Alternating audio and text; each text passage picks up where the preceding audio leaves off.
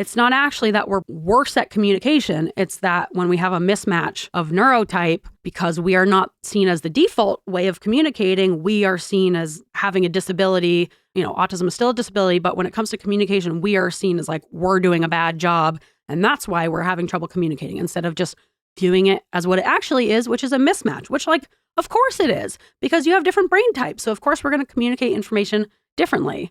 But yeah, so the study pretty much just shows that those communication problems come down to just a neurotype mismatch rather than the autism itself.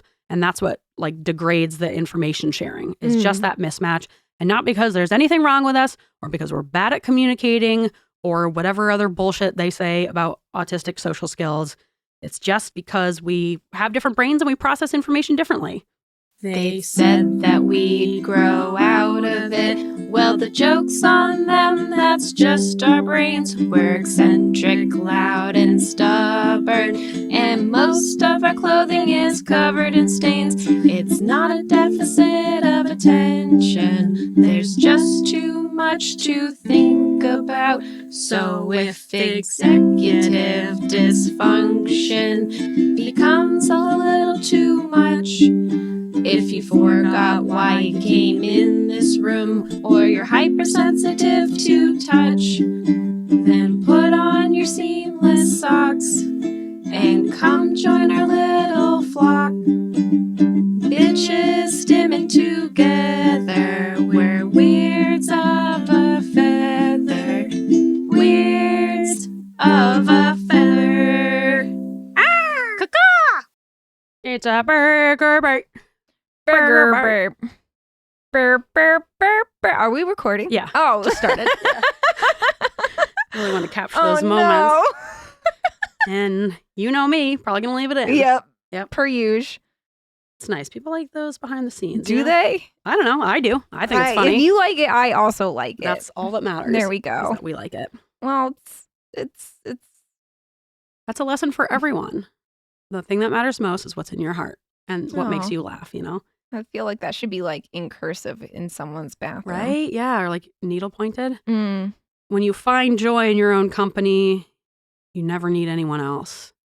I feel like I'm writing motivational. Oh yeah, you quotes need for the tea yogi. bags. The guy at Yogi's write this down. Yeah, get that. Get that. Yeah. I got lots of them. I'll keep working on my words of wisdom. But for now, we're just going to get into this Bagel Bite and say welcome to Weirds of a Feather, an AuDHD-Adjacent podcast. I'm your host, Grace Bray. And I'm your host, Kristin Stanhope. And this is the Bagel Bite. Bagel Bite. We haven't done one of these in a while. So get your mouths ready. Prepare thy mouth. Prepare thy mouths.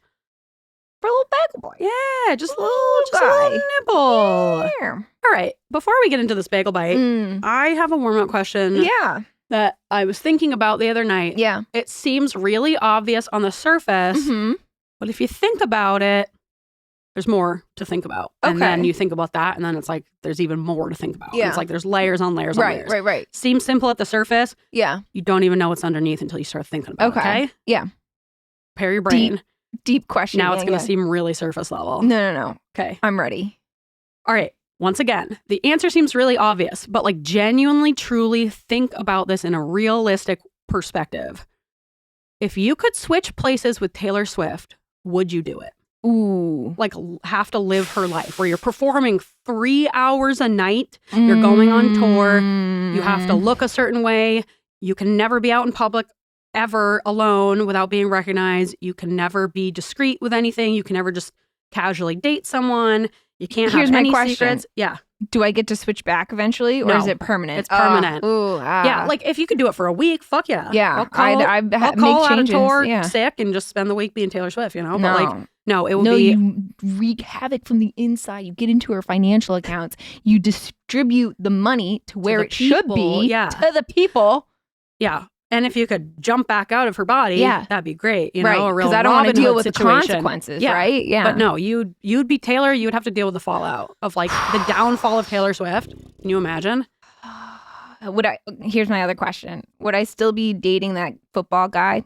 Yes. I guess I could break up with him, right? You could. It's not my type. You're Taylor Swift, yeah. So you could do whatever, but you just have to keep in mind that whatever you do has a huge global impact on people. Right. It's and like it affects thousands of people's its own incomes. economy. Yeah, Taylor Swift is a business. It's like saying, would you want to be Microsoft? You know, like there are so many people who rely on her for their livelihoods, and people who worship her, people who, if you don't show up to this concert in Cincinnati on Saturday night, you could ruin a little girl's life. You know, like there's just so many people who are counting on you, rely on you, need things from you. Sounds like a nightmare. It does sound honestly. like a nightmare.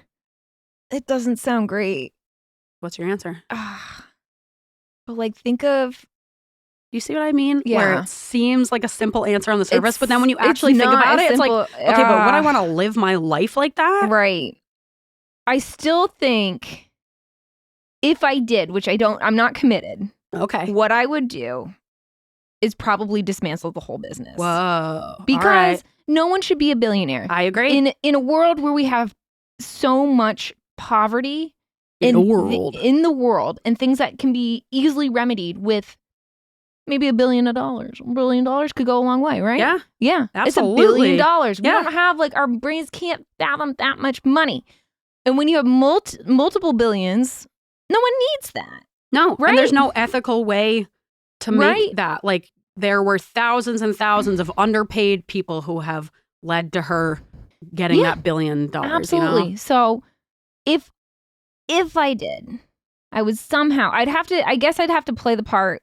Give me like 6 months to play the part, you know, figure it out, the intricacies of the business. Maybe it'd take me up to a year because I'm a slow learner. Yeah, yeah. All right. And then systematically, it would either be two ways, either like this slow systematic process of like redistributing all the money into like ethical places. Or I could pull an Elon, back Bernie Sanders fully funded campaign into presidency. Just like Elon did. And back all of the senators and people that I wanted in the government to make like a legit change. I feel like that's unethical because it's not really the people voting, but I mean, it's been got to fight fire with fire, right? If one side's doing it, you could do that. Yeah. Or, all right, so your answers all rely on changing, like fundamentally changing it would just every be like, single what would thing I about do with Taylor $1 billion? Swift. Yeah. What would I do with $1 billion? Yes. Yeah, that's kind of the question you're answering. Yeah. So I'm talking about like you have to live her life and like you have to uphold who Taylor Swift is. What if she took over your life and she made you famous? What if you switch places, she becomes Kristin, she makes you famous. You look in the news one day, That's it's a like hard Kristin job Stanhope to do. from Maine at 35 is becoming a pop star. Wow, good for her. Second career. That would never happen. But I guess Final answer, no. Okay, same. Yeah. It's not worth it. It's not worth it. No. I think you could do a lot of good by like completely disrupting her entire business. Agreed. But at the same time, that's such like a huge undertaking to do. So stressful. Yeah, and then you'd have to like live with the fallout, you know? Yeah. That sounds what you could like also so much do. work. So here's my darkest answer. What you could also do is like all in one go. Suicide. Well, yeah, it would end with that. But all in one go, get rid of all of her money, you know, divide among whatever resources need. Because then you have to figure out where's this money going? You know, you want it to go to ethical resources and to be able to help people. But how do you get that money out there? How do you divide and conquer? Yeah. Figure that out and then make sure it's permanent. And then you get just enough of the fallout to make it like not okay. And then you end it. Take yourself out. Yeah. You're like, my job's here is done. Curtains closed. Yep. Yeah, show's over. Great. All right. Okay. That sounds like being a lot of said, work. Yeah. I feel like that theoretically, that would be the best answer. Yeah. But me being a selfish person, I would just say no and just keep living my life as Kristin. Like, yeah. that's so much work. That's a Do you lot really of want to work. have to go through all that? I just want to listen to my romanticises. Yeah. And I want to garden. Yeah. Yeah. I think people really, really put celebrity status up on such a pedestal of like wanting to be famous, but it's like when you really sit down and think about it, doesn't seem fun. Do you actually want to be famous? I don't It sounds like a nightmare. Any of those people are like have like healthy states of mind, you know? No. Yeah, I think it's so unhealthy because like what are you asking for? That you'll be like worshipped and adored by treated like a huge god crowd. Yeah. But you're not a god. Everybody's you're just mortal. a human. And everybody's favorite, the downfall of a celebrity, right? Yeah, especially a woman. Right? everybody loves that. So Yeah. they're just like waiting for you to fuck up. Exactly. I can't handle that. Yeah, same. I fuck up even with people without waiting for it, you know? yeah, just in my regular life. Yeah. So, All right, that's what I thought your answer would be. yeah. I can't stay up that late even, you know? I got to I do a know. concert at 9 p.m. Standing for 3 hours, Fucking kill let me. alone dancing. I mean, luckily she's not a very good dancer, so it wouldn't be that hard. but also like singing. Yeah. Yeah, What if you'd you have to just do a having, like, lot of off cardio. night? Yeah. I Yeah. guess she does. She probably does do a lot of cardio. She does. She looks definitely great. does. Yeah. But who has the energy? Mhm. All right. Well, are you warm? Are I'm you warmed up? warm. Yeah. I'm warm. I'm heated. That was an existential question, wasn't it? Yeah. Surprisingly more so. more than what you bargained for. Yeah. Huh? Yeah. Mhm. Like always, you find a way to take the question in a place I wasn't expecting. All right. And with that, should we move on into Little Plishes? Yeah. All right. Little Plishes. All right, Kristin, Yeah. I'm going to let you go first since you have a very exciting I got a little big push. Yeah. I got engaged. Yeah, you did. I'm a fiance. Yeah, you are. So Fiance. weird. It does sound weird and like mature. Yeah, which you're such an adult. I feel like such an adult now. Yeah. I keep getting distracted by my ring because it's very sparkly. You love a shiny thing? I love a shiny thing, Yeah. right? And it's very shiny. It's the most sparkly thing I've owned ever. What And, about that sequin tutu you used to wear in high school every day? We don't. Oh, okay, sorry. That was a secret. Burned all the records. Told you never to break that up. Yes, the ring is very sparkly. It's very How'd he sparkly. do it? I was having a rough day. I was coming off a weekend off call and I was tired because I got called multiple times in the middle of the night. And I was tired. I was sad. And he was like, let's go for a walk. And so we went to this bird sanctuary that's near our house where we go all the time. And there's like this stopping ground. And so the one thing is on through the bird sanctuary, we saw a duck and it was a lady duck. And I was like, oh, I bet she has like a nest of eggs somewhere. And so at the stopping point, he's like crouching on the ground because he's getting ready to kneel. And what he did is he took one of the ceramic eggs that we use for our chickens to like show them where to lay their eggs. And he carved it open and made it into like a little ring box. Oh, of course he did. Yeah. Because it can't be a regular ring box. No, he's this gotta is very- hand make He's got to it. hand make it. I'm surprised he didn't hand make the ring. Yeah, honestly. Take up fucking forging Yeah. or whatever. And he's like, oh my gosh, look at this egg. And I go, oh, it's probably the duck's egg. I was like, you should put that back because the duck needs that. And he's like, I don't think anything's alive in here. And I was like, why would there just be like a random egg out there? You know, it was very, Yeah. and then he's like, I think I could break it. I'm like, don't break it. It's an egg. And then he breaks it open. And I was like, oh my God, he's just killed a duck. and then he's like, you know, will you? And I was like, oh. He had to have known for you that would be so confusing because you're so focused on the idea that it's a real egg. We didn't It's like you can't move on from it. I like fully. You're like still upset about the dead duck. I was fully expecting him to like pop it open and there's like a little dead duck in there. Yeah, I know. And I was like, so like there was a video of it and I was just like, there's like a 3-second pause where I don't say anything. Yeah. And it's not because I'm like second guessing. It's because I was like, oh my God, a duck. I'm sure your brain is like buffering. Yeah. Like I thought I was going to exactly. see I was a like, dead duck fetus. Yeah. Ring. For some reason. There's a And ring then in I that just egg. kind of like hands, like Macaulay Culkin hands on face, like, Yeah. oh. Then I gave him my right hand and I blamed it on him. I'm like, you're trying to put it on my right hand. And he's like, oh. And then in the video, he just goes, sorry, I'm colorblind. It's What does that have to do with I think we were left both and right? Yeah. We're both panicking. How do we do this? Yeah. Good thing we have it on video so we get to relive our moment of like both of our Awkwardness. brains not working. Yeah. What a magical moment. Also, the first like 30 seconds of the video, he sat down on the grass right before and he had something on his butt. So I'm trying to like Oh. wipe his butt off. And it is Great. It's a video for sure. Romantic, probably not. No, but you know, it's your style, you know? Yeah, it's our style. And being, you know like, what? incredibly awkward. You're not going to have any kids that you have to show it to. No, So exactly. The cats don't care exactly. that it looks awkward. No, Yeah. no, they don't understand. Yeah. Well, congratulations. Thank you. And good job, Christopher. Congratulations. Way to lock her down. Old ball and chain. Yeah. No, I've entrapped him into this relationship so he can never leave me. And I tell him daily that we're going to die together. So, Well, that's kind of like the whole thing of marriage. yeah, Like, till death do us yeah, part. it's not really I'm like going a to make threat. sure of it. It's kind of just, we will be dying Yeah. together. Can you really say you've trapped him if he's proposing to you? Doesn't Well, sound he like didn't much propose. of a trap. Yeah. Well, he He's didn't have kind a of saying, choice. yes, I want this trap. Yeah. Yes. He's agreeing to the trap that I planned. Yeah, exactly. He's yeah. walking right into it willfully. So Yes. So sounds kind of just like a situation where you've both consensually agreed to enter into a consensual relationship. You know, not so much He's a trap. consenting to be trapped. Okay. All right. Well, cool. Way to trap him then. Yeah. I guess. Got him. Yeah, got him. Like a little Pokemon. Yeah. Yeah.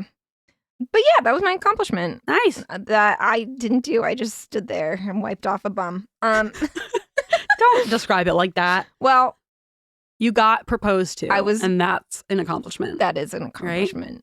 Not that that's the only goal in life for women, but it's nice to have someone propose It's to you. You know? nice. Yeah, I Just for feel someone wanted. to like, want yeah. to marry you. Yeah. Yeah. Buy Yeah, me a it's shiny always- thing. it's always you nice. know? Yeah, you get it's nice. Nice rock. Nice rock. Feels Yeah. weird. Yeah, I'm often distracted by it, especially while driving. So that's good. No, please. We need to get you like a little cover. Ooh, business Ooh. idea. A Along ring the- cover. Yeah, from the makers of Coughing Sack. We introduced shiny ring covers so you don't get distracted and like drive into a ditch. Just has like a little hinge, like a drop down Yeah, to cover yeah. it. Puts it away. Yeah. Yeah. Love it. I love it. I think I you could want use it. one. Yeah. I'm an I investor think now. you need one. I do. If you get in an accident, I'm going to tell everyone that you were looking at your ring because you probably were. I probably Yeah. was. Yeah, that's how I'm going to go out. It like sparkles into your Yeah. eye. I've never owned anything so shiny. It's just so shiny. Mm-hmm. Grace, Beautiful. Yes. what did you accomplish?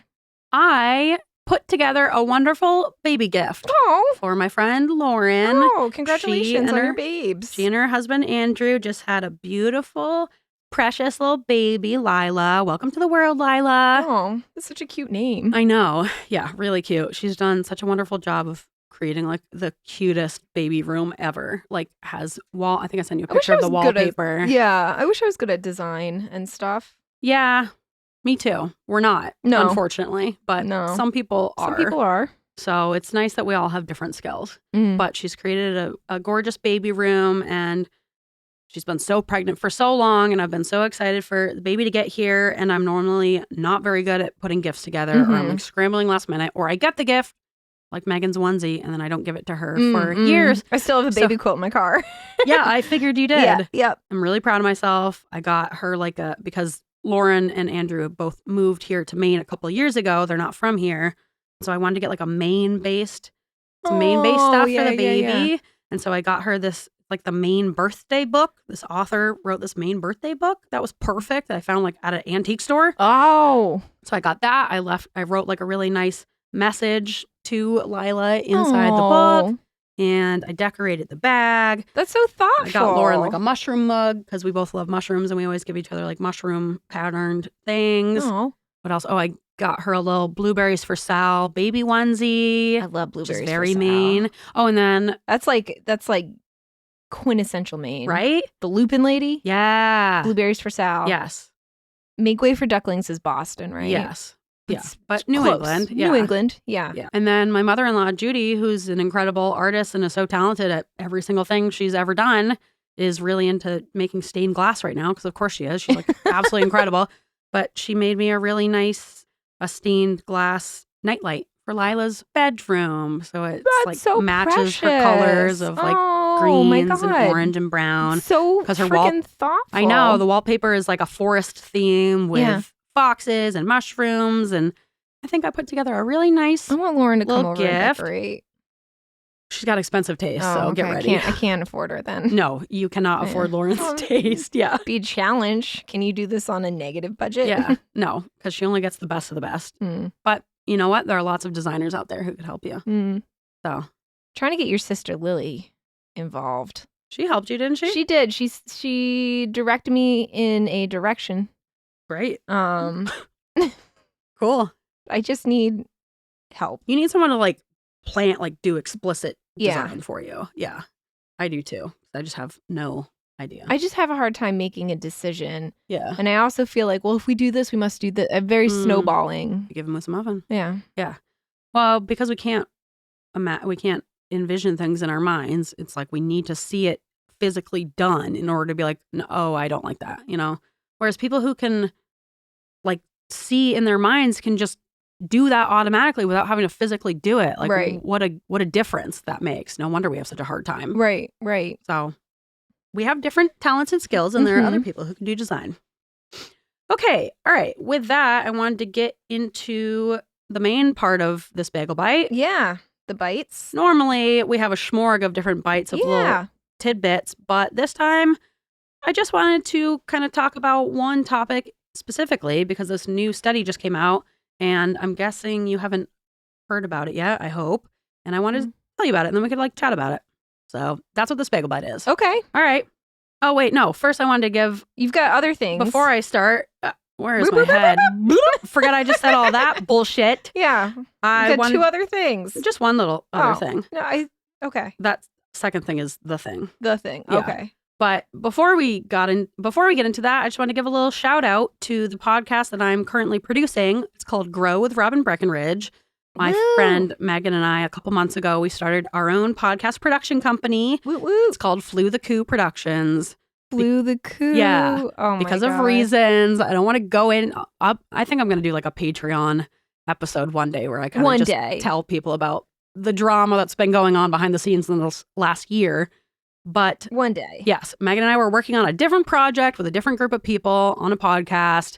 You guys probably remember me talking about it like last summer. That ended up kind of falling through because of different reasons. Because of reasons, yeah. Yeah. That we won't get into. That's okay. But the beautiful thing is that you have grown from this and you have gone on to bigger and better things because of that. Yes, absolutely. Yeah. So ultimately, I'm grateful. But it brought me and Megan together and we said, you know what? We could just do our own production company. So we have. And we started one. And it's called Flew the Coup Productions. And Megan does the social media stuff and I'm doing the podcast stuff.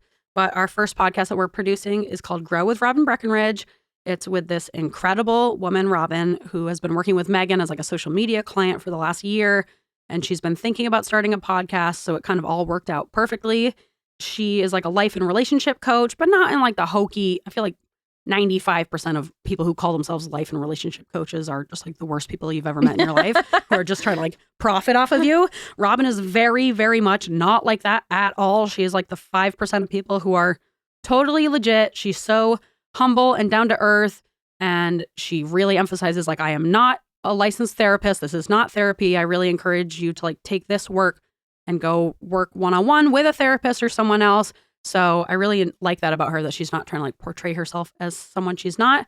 She's created this really great program called the Boundaries Pyramid, where it helps. There are 5 different categories within the Boundary Pyramid, and it helps you identify, like internally, it helps you identify which people in your life belong in each category, depending on like their level of emotional safety. I love a good system. Right? It's a great system. Now I have to listen. Yes. So I just wanted to give a shout out to it. Not even just because I'm producing it, but because every episode I listen to, I'm like, okay, this is like a genuinely really, really great episode that I wish everyone would listen to. Even if I didn't know Robin, I'd be recommending it to everyone because it's just like we all hear about boundaries. And I feel like that's been kind of a buzzword for the last few years. But so many people don't actually truly understand like A, what boundaries even are, and B, how to set them, and C, how to hold them, and also how to determine like who belongs at what level of trust and safety within our lives. Because it's like so easy to say, well, it's,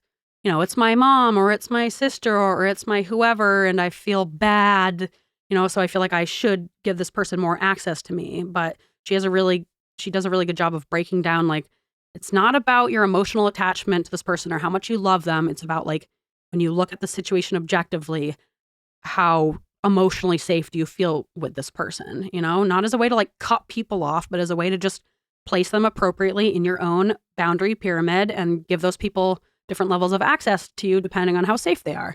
So she does a really great job of explaining it and breaking it down without telling you to just like cut everyone off who doesn't serve you, which I think is another big problem that like life coaches fall into these days of feel like we see so much of like, if that person doesn't serve you, then cut them off, you know? Right. And that's not necessarily always This isn't like the best Marie approach. Kondo of like your associates and friends and family. Yeah, if it doesn't bring you joy, get rid of grandma. So,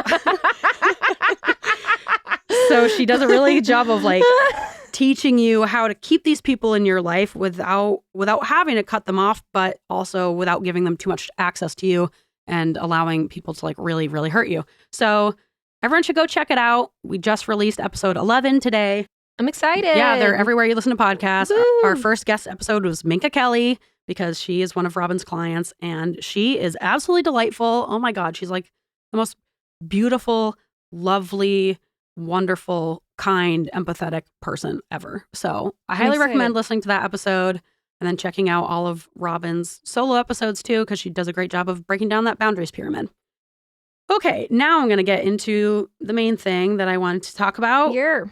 Katiosaurus on TikTok, who I've talked about before. She's like a AuDHD creator. Mm-hmm. She just made a TikTok the other day discussing the study that just came out from the University of Edinburgh titled Information Transfer Within and Between Autistic and Non-Autistic People. It's on PubMed if you want to go check it out. I'll put it in the resources.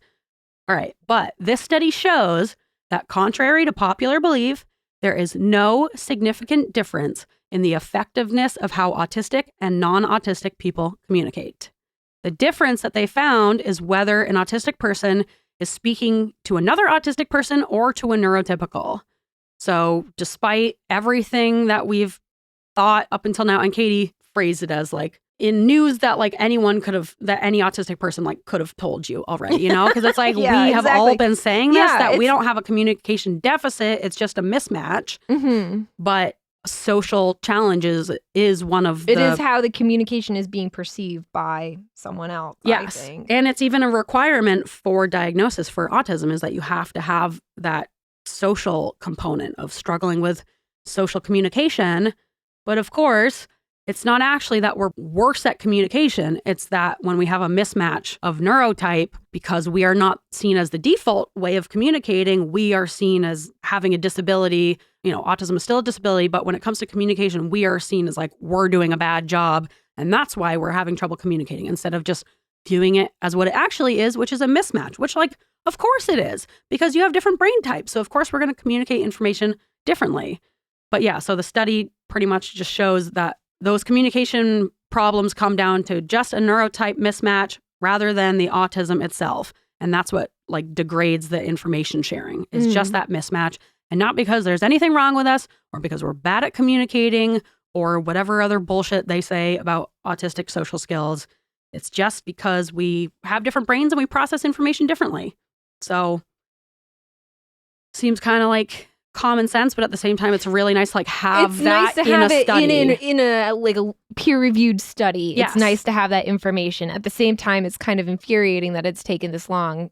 Be like, whoa, what if they're not wrong? Right. They're just different. Whoa, no, we got to get a study. We got to do some trials. That can't be right. Yeah, we need subjects, a hypothesis. Yeah. We got to get going on this. Yeah. Yeah. But yeah, at the same time, it is nice to have that in like a peer-reviewed journal where you can, you know, that is like definitive and saying like, we've done this and we can see with like statistics and numbers that this is what's happening. Exactly. That just came out last week. Oh, really? So yeah, it'll be interesting to see where things go from there. But I don't know if that would lead to them, like they need to rewrite the DSM diagnostic criteria for autism anyway, but also we're in this weird place where it's like, if you're in the US, I don't think you should be seeking out an autism diagnosis. And I know you have an RFK episode. We got an record episode right after next this week that's going to be quite the downer. Yeah. So kind of talking about some things. Yeah. So if you're in the US, I don't think it's necessarily a great idea to like seek out that diagnosis anyways. I think it depends.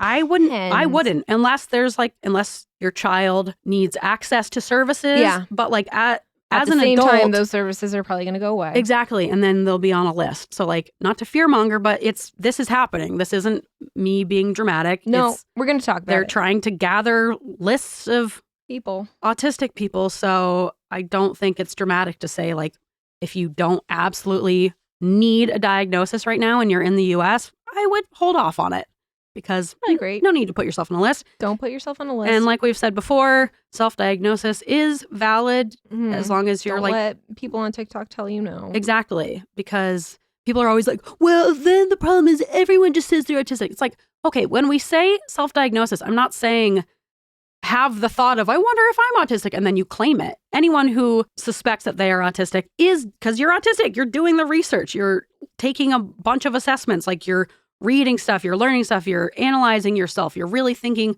very, very deeply about your own traits and qualities. So yeah, I don't think most people are doing it willy-nilly. I think the people who are wrong about being or diagnosing themselves incorrectly with autism are few and far in between. Exactly. I think that number is so small.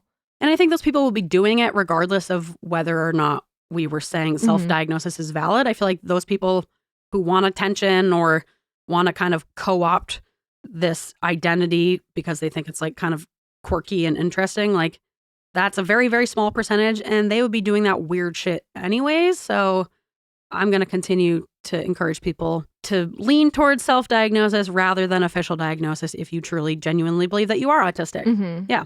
So yeah, that was kind of the only thing that I wanted to share this episode. Let us know what you guys think about this. Is this like a huge revelation in your life, or are you like, yeah, no shit? Because that's how I felt. Like like you said, it's great to have it like on the books, writing, peer reviewed.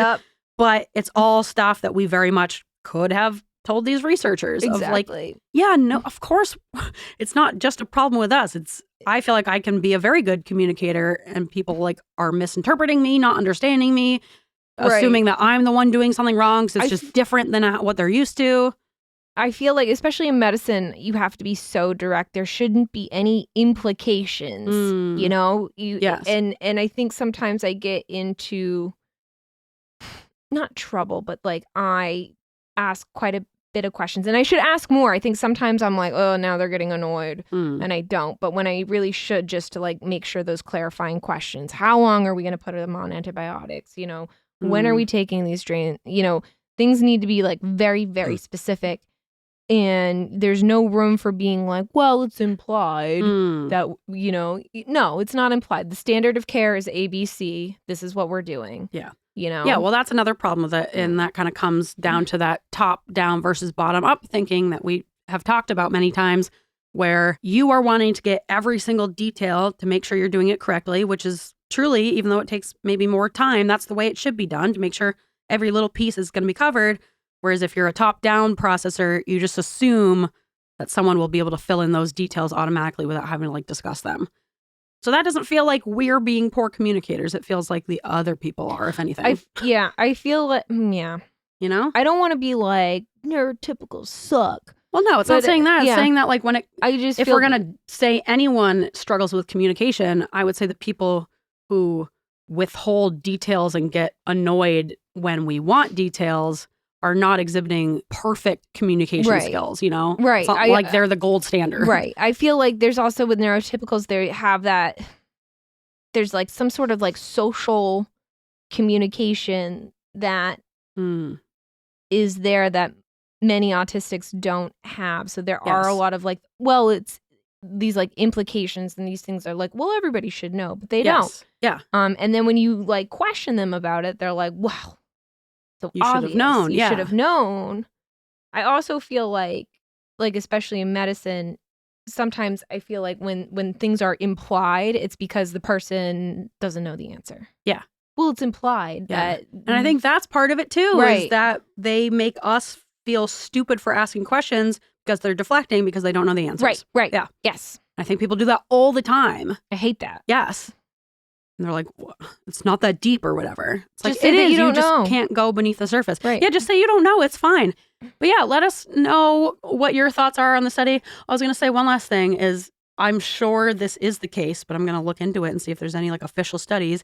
I bet the discrepancies of those communication challenges is much bigger. Like the discrepancy is much bigger in countries like the US, where a big part of our socializing is based in kind of not telling the truth and kind of doing white lies and putting on this performance of politeness. Whereas if you look at like Asian cultures, for example, there's a lot Very more blunt. bluntness That, from I think everyone. about that and I a really lot. appreciate it. And like Germany is very blunt. Yes. Like even the language Yes. is it's Not exactly what it flowery. is. Yeah. And so I think about that a lot. I was actually going to bring it up one day, but I keep forgetting. But like, what is, nature versus nurture? What is autism versus what is like the environment you grew up in? Would we do better in like an East Asian country where Yes. things are like just blunt and matter Literally, of fact? yes, I think we would. And in most countries besides the U.S., we are like one of the phoniest why are we so delicate? countries. Probably because of fucking Christianity. The pilgrims. It's the pilgrims. Yeah. Well, it's like, there's like purity culture and there's like social hierarchy and there's white supremacy, which is very based in like conformity and having everyone kind of follow the same path and behaving the same and talking the same and acting the same. So you're going to like that culture is going to develop all these kind of fake social niceties in order to keep up this performance of uniformity. Right. And so I feel like the more uniform a society is, the more bullshit you're going to find within their society. Yeah, I feel like, there's a lot of different like cultures that are just so blunt. Like I think someone I knew, maybe it was a TikTok. Basically, they were a little bit overweight and they went to, oh God, I think it was like Taiwan or it doesn't matter. But basically, people were like, "You are fat." Yes, and one, rude, but two, like.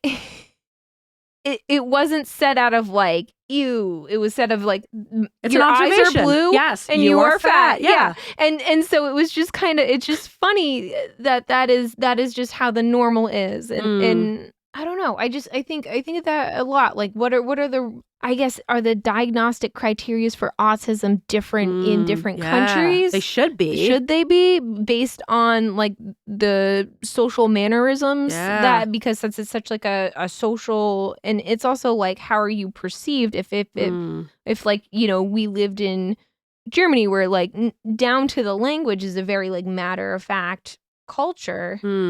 I know there's a big autistic community in Germany because they're all in Berlin, because someone wrote to us from Berlin asking us to go out there, which we would love to. And of course there's other aspects of autism. It's not just the social stuff, so of course even within those countries you're still going to have the same amount of autistic people. It's just like, do they have fewer social or communication challenges at least, because the expectation, like everyone communicates a lot more similarly regardless of neurotype, right, as opposed to here where it's like, if you're autistic and you're blunt and you don't pick up intuitively on these like unwritten social rules, you are going to be so behind everyone.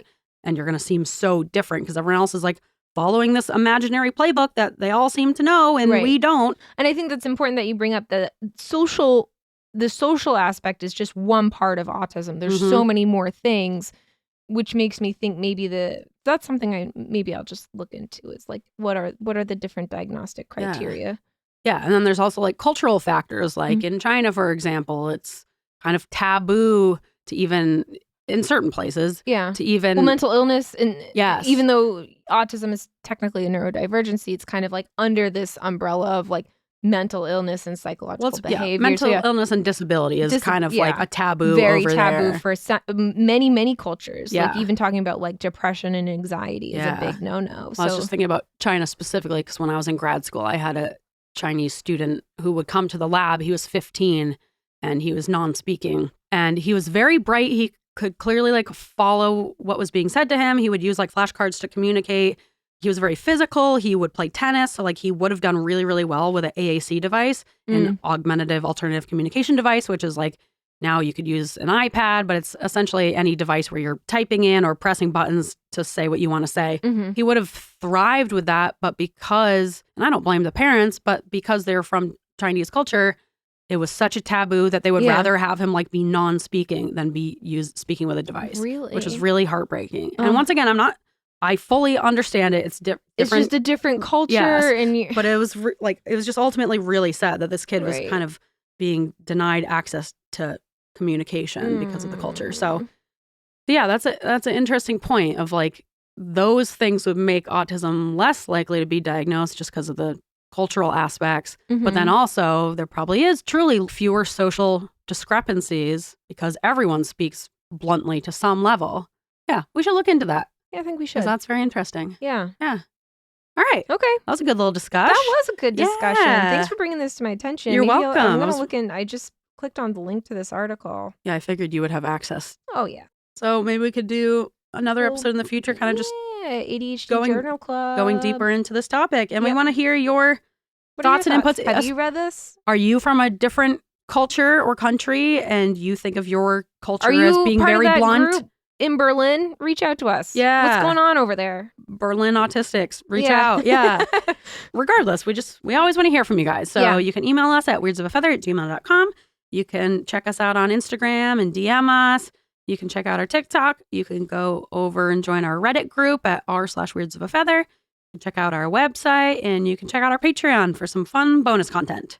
Yeah. And yeah, that's it. That's the All Bagel right. Bite. Okay. See you next time. All right. Ah! That was beautiful, Loon. Thank you. It was a morning dove. Oh. Please. What's a loon? I'm offended. Okay, bye.